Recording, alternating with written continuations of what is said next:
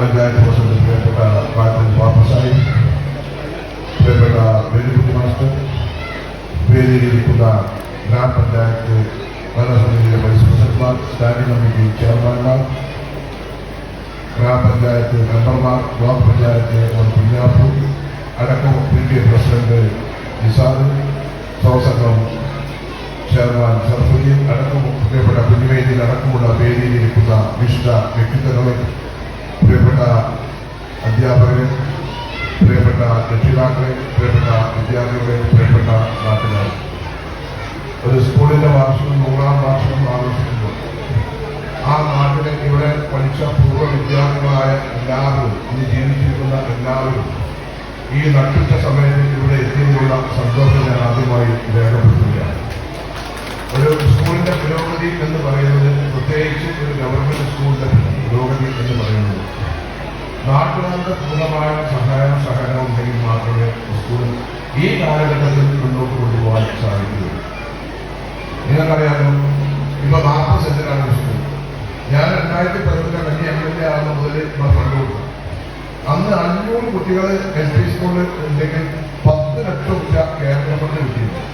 അങ്ങനെ അന്ന് 10 ലക്ഷം രൂപ ലഭിച്ച 500 കുട്ടികൾ 4-ാം ക്ലാസ്സിൽ പഠിക്കുന്ന കുട്ടികൾ, അതുപോലെ തന്നെ ഏറ്റവും 1-ാം ക്ലാസ്സിലേക്ക് കുട്ടികളെ ചേർക്കാൻ സ്കൂൾ തലത്തിൽ അന്ന് സ്റ്റേറ്റ് ലെവലിൽ 1-ാം സ്ഥാനത്ത് വന്ന സ്കൂളാണ് കീശ്ശേരി LP സ്കൂൾ.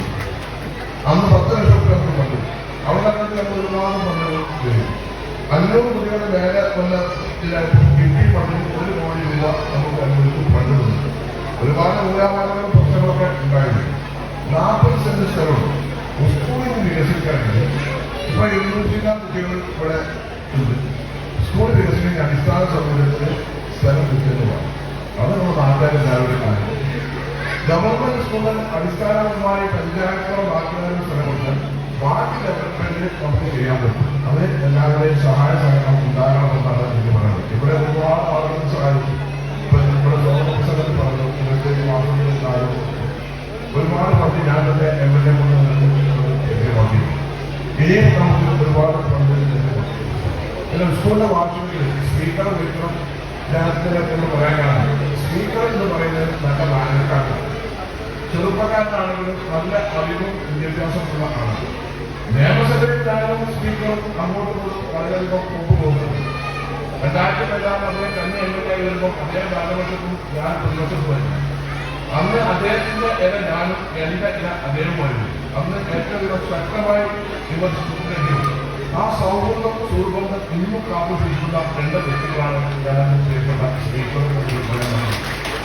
രാഷ്ട്രീയത്തിൽ നിങ്ങൾ വിചാരിച്ചാൽ ഒരാളെ നമ്മുടെ ഉൾക്കൊള്ളുന്ന ശത്രുവല്ല. രാഷ്ട്രീയത്തിൽ എതിരാളിയുണ്ട്, ശത്രുവില്ല. എല്ലാവരും നമ്മുടെ ആശയങ്ങൾ പറഞ്ഞു. അദ്ദേഹം CPM-ന്റെയും LDF-ന്റെയും ആശയങ്ങളുണ്ട്. അദ്ദേഹം പ്രതിദാനം ചെയ്ത പാർട്ടിയുടെ ഗവൺമെന്റ് നയങ്ങൾ പറയും. ഞാനതിന്റെ നെഗറ്റീവ് കാര്യങ്ങൾ പറഞ്ഞു. അത് ഞാൻ എന്റെ പാർട്ടിയുടെ ഏറ്റവും വലിയ ആശയങ്ങൾ പറഞ്ഞു. അത് രണ്ടും ഒരു ഡിബേറ്റാണ്. അങ്ങനെ ഒരു ചർച്ചയ്ക്ക് ഏറ്റവും നല്ല ഒരു സഹോദരനായ ഒരു സുഹൃത്തായ ആളാണ് ചെയ്യപ്പെട്ട നിയമസഭാ സ്പീക്കർ ശംസീർ എന്ന് പറയാൻ ഞാൻ ആഗ്രഹിക്കുകയാണ്. എല്ലാവരും പറയും ശംസീർ BJP എങ്ങനെയാണ്, അതുകൊണ്ടാണ് ഇങ്ങോട്ട് വന്നത്. ഇതാണ് പരിപാടി, AKS പരിപാടിയാണ്. അത് കഴിഞ്ഞ സ്പീക്കറുണ്ട്. ഒരു 100-ാം വാർഷികം സ്കൂൾ എന്റെ വാർത്തത്തിന് ഏറ്റവും നല്ലൊരു വ്യക്തിയെ അഭിനയിക്കപ്പെടണം. അതിന് ഏറ്റവും ഇന്ന് നമുക്ക് പ്രിയപ്പെട്ടത് നമ്മുടെ സ്പീക്കർ ആണ് എന്നുള്ളത് കൂടി നമുക്ക് അഭിമാനത്തോടുകൂടി പറയാൻ സാധിക്കും. ഞാൻ കൂടുതലായി ഒന്നും തന്നെ പറയുന്നില്ല. സ്കൂളിന്റെ പുരോഗതി എല്ലാവിധ സഹായങ്ങളും സഹകരണങ്ങളും ഒരു ജനപ്രതിനിധികൾക്ക്, നിങ്ങളുടെ MLA-കൾക്ക് എന്റെ വാർത്ത ഉണ്ടാവും മാത്രം പറഞ്ഞു.